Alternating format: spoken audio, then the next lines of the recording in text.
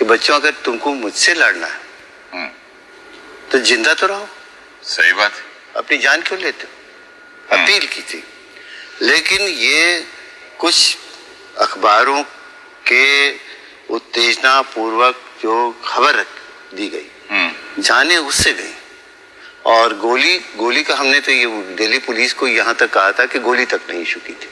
एक जगह फायरिंग हुई थी जब हम कहे थे कि तुम्हारी जान पे आ जाए पुलिस के, तब फायरिंग करना। नहीं तो मतलब वो आत्मदाह कुछ हुए, कुछ तो जेन्युइन है, कुछ नहीं हुए, क्योंकि इंडिया टुडे ने इस पर पूरी रिपोर्ट लगाई। खैर, उस मामले को आप यूं देखें जी, हमारे पास पिछड़े वर्ग के बच्चे आए थे और कहिए तो हम लोग जवाब दें। हमने कहा नहीं, जब तक हम हैं तो क्यों जवाब दोगे। सही बात है। तो उन्होंने जो कहा कि साहब हम लोग नौजवान नहीं है क्या? कहे सब अखबार लिखता है ऑल यूथ अगेंस्ट वीपी, हम क्या 80% यूथ हम। ऑल यूथ कहां से है? मतलब उन्होंने कहा सवाल ये हमारी गिनती नहीं, और सवाल ये नहीं है कि मतलब आपने संविधान के तहत दिया हमको आपने संविधान के तहत दिया तो आत्मदाह करते हैं, तो हम इस धरती के बच्चे नहीं है क्या? सही बात। सवाल यह है कि 30% और 27% आरक्षण का सवाल नहीं, समाज के अंदर 1% भी उनके दिल में हमारी जगह है कि नहीं? ये अगर ज्वालामुखी पल रहा है 80% नौजवानों के, तो एक दिन विस्फोट होगा, उसको संभाल नहीं हो पाएगी। और ये हजारों साल से जिनको आप सजा दी है उनको तो न्याय देना होगा। जन्म के आधार पर सजा दी है तो जन्म के आधार पर उनको उसका न्याय भी मिलेगा। और अब तो बात यह है, सुप्रीम कोर्ट एक तो निष्पक्ष होता, उसने फैसला कर दिया। सुप्रीम कोर्ट के जज को जनता दल का टिकट चाहिए था और वो उच्च वर्ग के अपर कास्ट के जजेस थे उसमें, और भी थे। और अब सब पार्टी ने भी मान लिया। जो प्रधानमंत्री जाता है सामाजिक न्याय की बात करता है लाल किले में, और अब किसको कहें, अटल जी भी मोड़ मुड़ा लिए हैं, यही मंत्र ले लिए हैं।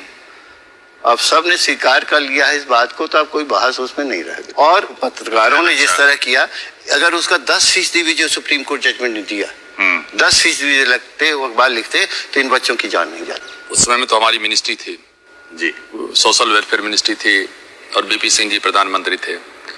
मैं एक बार बात कहता हूं कि इस देश में नेता की कमी नहीं है, नीति की भी कमी नहीं है, सबसे बड़ा कमी है नेताओं के नियत का।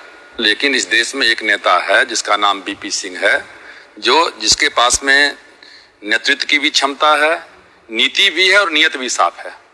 और जब कोई आदमी नियत से काम करेगा तो कंट्रोवर्सी तो होगी। इस देश में राम को किसी ने माफ नहीं किया, कृष्ण को किसी ने माफ नहीं किया, बुद्ध किसी को माफ नहीं किया है। मरने के बाद जी आदमी नाम लेता है। इस देश में कितने प्रधानमंत्री आएंगे जाएंगे, लेकिन हजारों साल के बाद कुछ एक प्रधानमंत्री होंगे जिनका नाम लोग लेगा। अच्छा, दूसरी बात है कि मैं एक चीज पर्सनल संबंध में कहना चाहता हूं जी, कि आपने अपने इसका नाम रखा है जीना इसी का नाम है। सही बात। तो मैं एक पर्सन भी उसमें पूछिए कि जीना किसका नाम है? जीना किसके लिए? जी, जीना अपने लिए कि जीना दूसरों के लिए? सही बात। और यदि जीना दूसरों के लिए है तो उसी का नाम बीपी सिंह है। अरे वाह। एक हमारे आजकल बहुत ही इस प्रोग्राम में एक बहुत फेमस पर्सनालिटी है, काफी फेवरेट हो गए हैं, जरा वो कुछ कहना चाहते हैं, देखिए।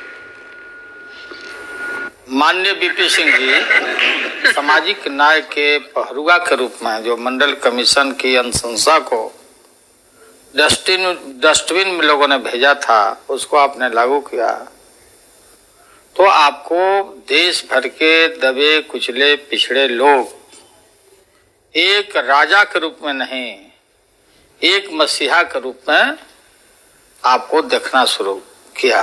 और धर्मनिरपेक्षता के नींव को जो आप मजबूत करने का काम किया। आप आडवाणी जी को जब हम गिरफ्तार कर रहे थे, आपको याद होगा, तो हमने आपसे राय लिया था, पूछा था कि हम तो छोड़ने वाले हैं नहीं बिहार में। तो आपसे फिर अंतिम समय में बात हुई और आपने कहा निश्चित रूप से आप कार्रवाई करिए। तो बिरले ही आपके तरह कोई आदमी मिलता है देश की राजनीति में जिसको मालूम है कि आडवाणी जी को जब गिरफ्तार कर लिया जाएगा तो यहाँ की गद्दी तो समाप्त होने वाली है, तो आपने कोई परवाह नहीं किया।